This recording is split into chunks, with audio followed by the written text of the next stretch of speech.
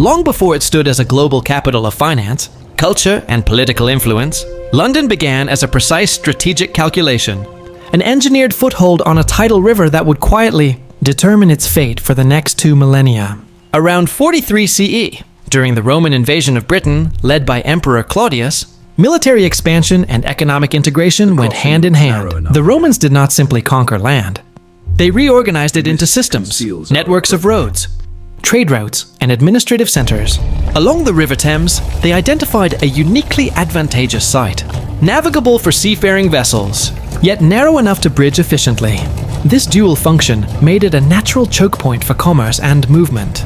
Here, Londinium was founded, not as an organic village, but as a deliberately positioned urban node within an imperial grid. In its earliest phase, Londinium was utilitarian. Timber wharves extended into the river, facilitating the unloading of cargo. Warehouses stored imported goods, while workshops processed raw materials brought from across Britain. Soldiers, engineers, merchants, and local Britons coexisted in a rapidly evolving settlement. Within a generation, however, the Romans imposed a formal urban structure. Streets were laid out in a rational grid. Drainage systems were installed, and public buildings rose in stone and brick. The Forum and Basilica became the administrative and commercial core, while bathhouses and temples reinforced Roman cultural norms. Londinium's port grew into one of the busiest in Roman Britain, linking the province to continental Europe and beyond. Goods flowed in both directions. Metals, grain, and wool exported outward. Luxury items and manufactured goods imported inward. This rapid urbanization transformed Londinium into a critical hub, but it also exposed it to risk. Around 60 or 61 CE, a large-scale rebellion erupted under Boudica, a figure who would become emblematic of resistance against Roman authority. Her forces advanced with speed and coordination, targeting Roman strongholds. Londinium, still lacking defensive fortifications, was strategically abandoned by Roman officials. The result was devastating. The city was systematically destroyed. Burned structures, collapsed infrastructure, and widespread loss of life.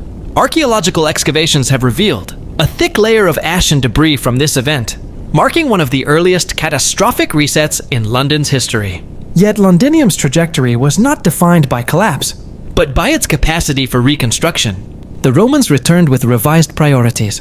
Defensive architecture became central. By the late 2nd century, a substantial stone wall enclosed the city, complete with gates controlling access points. This Londinium wall would define the city's physical boundaries for centuries and influence urban development long after Roman rule ended. Infrastructure was upgraded across the board. Roads were reinforced, port facilities expanded, and public buildings reconstructed with greater durability. Londinium was elevated to the status of provincial capital, serving as the administrative heart of Roman Britain. From this city, imperial authority radiated outward. Laws enforced, taxes collected, and military operations coordinated. For nearly 4 centuries, Londinium operated as a stable, interconnected urban system. Its population was diverse, reflecting the reach of the Roman Empire. Soldiers from different provinces, merchants from across Europe, and local inhabitants integrated into Roman economic structures.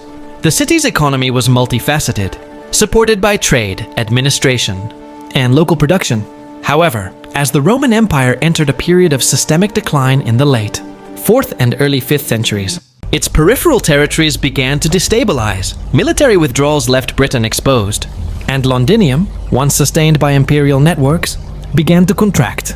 Trade diminished, maintenance of infrastructure ceased, and civic institutions weakened. The process was gradual but irreversible.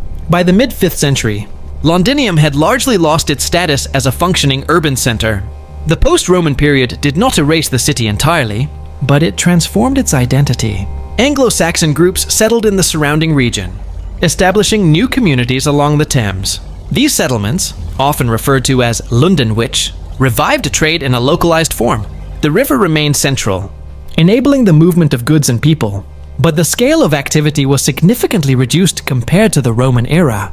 Over time, settlement patterns shifted once again, with populations moving back BTVKH the old Roman walls, suggesting both practical reuse of existing defenses and symbolic continuity with the past. The name evolved from Londinium to London, reflecting linguistic and cultural shifts that accompanied these transitions. The early medieval period introduced new cycles of instability. particularly through Viking incursions. Repeated raids targeted London's economic assets, forcing local rulers to rethink defense and governance. Under the leadership of Alfred the Great, significant reforms were implemented. The city's fortifications were restored and strengthened, administrative systems reorganized, and London re-established as a fortified urban center. These changes were not merely reactive. They repositioned London as a key component in the emerging English state. The Norman conquest of 1066, led by William the Conqueror, marked another structural shift. Recognizing London's economic and strategic importance, the Normans consolidated control through both military presence and architectural dominance. The construction of the Tower of London served as both fortress and symbol, projecting authority over the city and its inhabitants. At the same time, London retained certain commercial privileges, allowing trade to flourish. Guilds emerged, regulating crafts and commerce, while markets expanded in scale and complexity. As London moved into the late medieval period, it became the largest and most economically significant city in England. However, growth brought vulnerability. The Black Death in the 14th century dramatically reduced the population, disrupting labor markets and social hierarchies. Yet, consistent with its historical pattern, London adapted. Economic systems recalibrated, wages shifted, and the city gradually recovered. This resilience and ability to absorb shocks and reorganize became a defining characteristic. The early modern era introduced one of the most transformative disasters in the city's history, the Great Fire of London.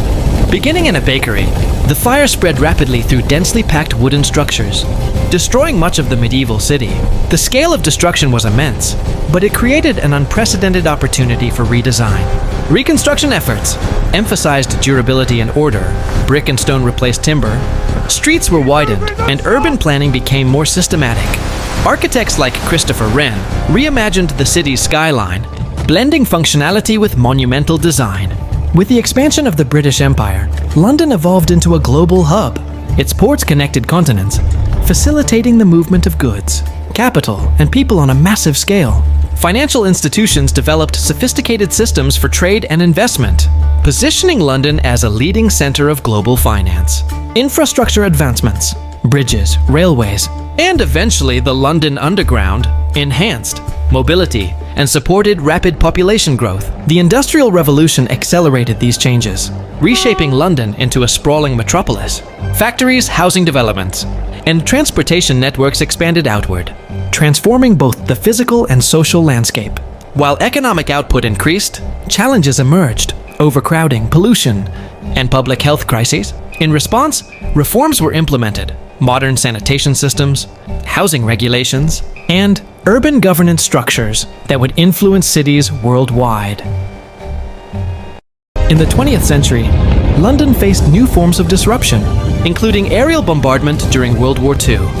Once again, large sections of the city were destroyed, and once again, reconstruction followed. Post-war planning introduced modernist architecture, expanded transportation systems, and redefined urban space. London re-emerged not just as a national capital, but as a global city, central to finance, media, education, and international diplomacy. Today, London is a palimpsest, a city written and rewritten over centuries. Roman roads still influence modern street patterns. Fragments of the Londinium wall remain embedded within the urban fabric. Medieval and early modern structures coexist with contemporary skyscrapers. Each layer represents a phase of destruction and renewal, a cycle that is repeated with remarkable consistency. The founding of London is not a singular event, but an ongoing process, an accumulation of strategic decisions, environmental factors, political shifts, and human resilience. From its origin as a Roman trading post to its current status as a global metropolis, London exemplifies the dynamics of urban evolution. It has endured invasion, rebellion, fire, disease, and war. Yet each disruption has been absorbed, analyzed, and transformed into an opportunity for reinvention. In this sense, London's true foundation is not its geography, nor its original construction under Roman rule, but its capacity for continuity through change.